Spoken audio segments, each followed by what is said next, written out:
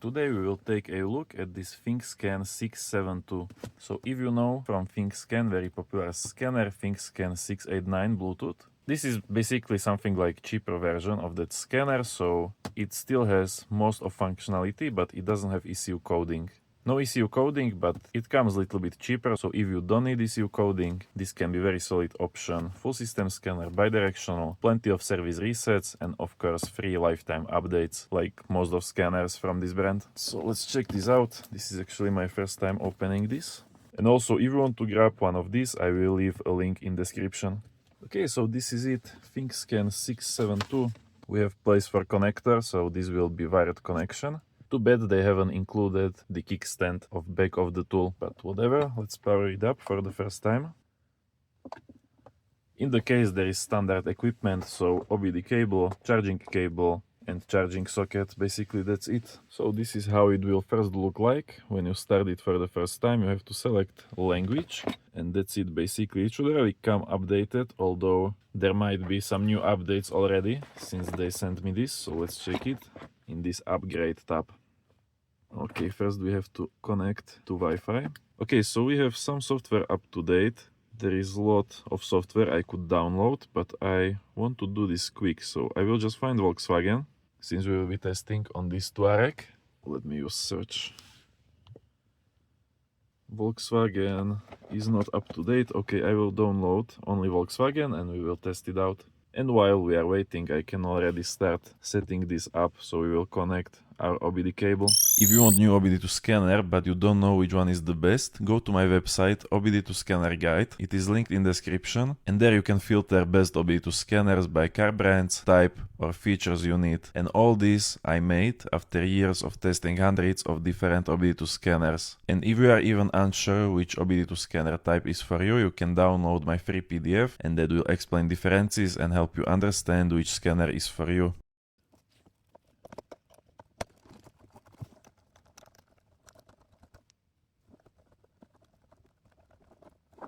Okay, so we have Volkswagen upgraded, so finally we can connect it to our Touareg and start testing. So connect OBD cable.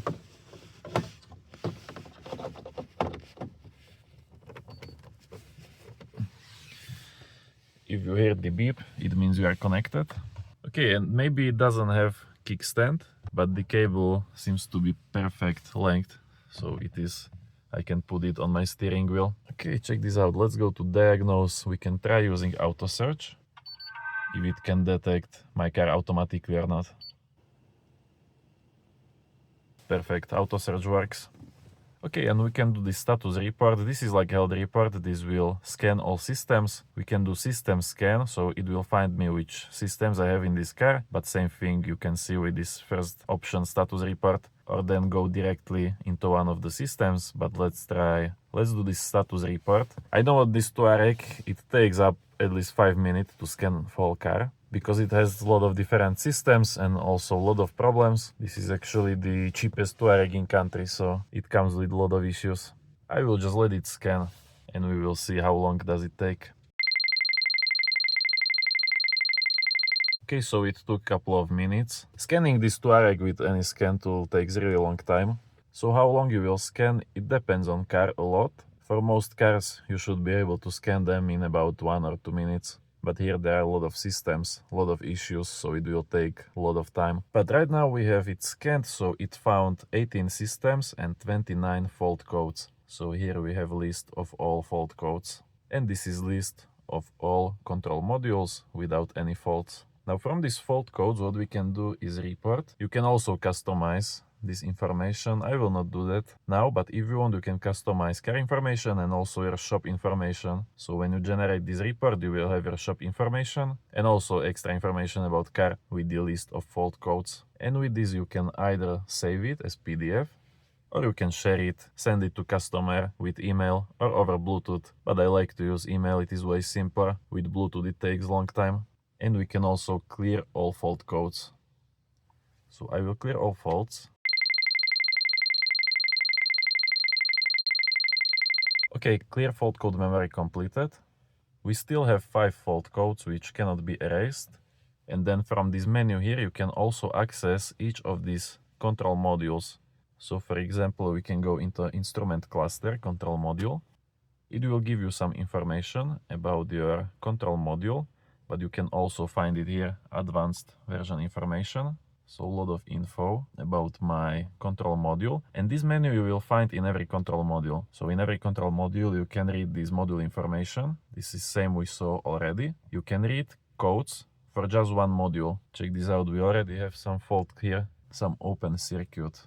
And this is pretty good. So for each fault code, it can also give you a pretty good description. So you will at least understand what is this fault code about. And if the description is not enough, you can go straight to Google search. And it will search this exact fault code for you. And just like that, go back. Here we can also clear fault codes, but only for this one module. So only for instrument cluster, I can clear faults. And now we don't have any fault codes. Then you also can read live data. In every module, we can just do this select all, and it will show me values from all these parameters. Here on top, we can change to metric. I like to use metric values. And then I will show you live data on engine, because you can also do live data graphs. But first, it is bidirectional, so of course in every module we also have bidirectional tests. So we can test a bunch of components in our cluster. Check this out. Now it is testing this oil temperature gauge. Now RPM meter. Next is temperature gauge.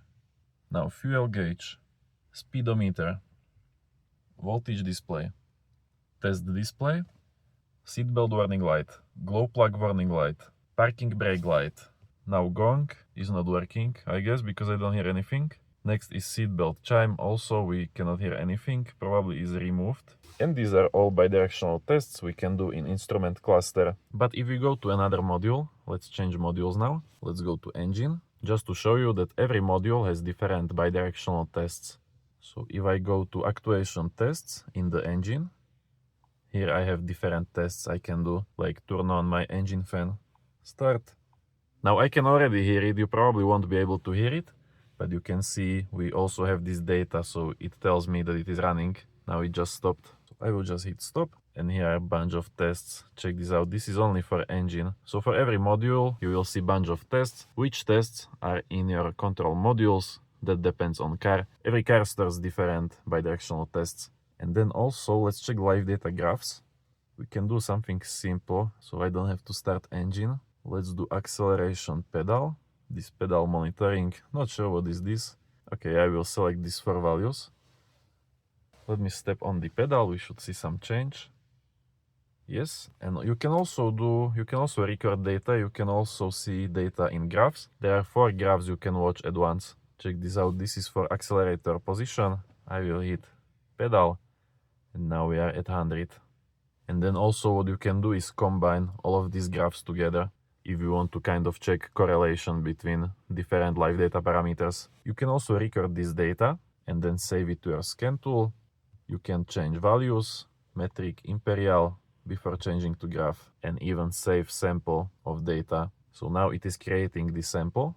And once finished, we have minimum and maximum value. We can save it as well, and then also compare it with different sample. So that is pretty good. If you are fixing something, you can do sample before fix, after fix, and you can check with live data if there is some change. So this is very similar to all ThinkCar, MuCar, DollarFix, KinkBall, and basically that is everything same software. Now let's go out of the diagnostics. Let's check service resets. I'm not sure how many we have, but I know Thinkscan 689 Bluetooth has 34 service resets. And here I think we will have the same.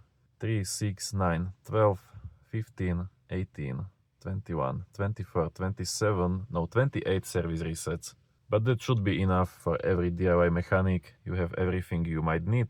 Service resets for air suspension, airbag reset, electronic water pump, brake pad reset, DPF regeneration. I think everything that you would need. By the way, if you are interested about languages, these are all supported languages you can use.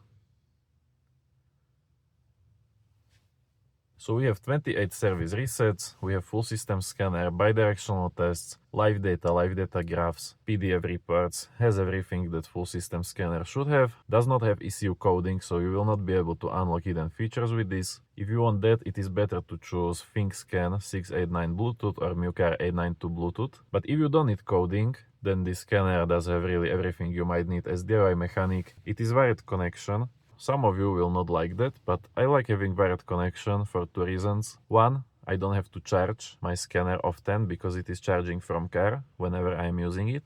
And then if you have scanner with free lifetime updates, the cable is better in my opinion because it will last longer time. These Bluetooth VCIs, sometimes they can go bad, you can lose them, and then if you want to keep having free lifetime updates, you might need to buy new VCI, so cable like this is just safer option. So if you want to grab one of these, link will be in description and I can approve it. Pretty good scanner.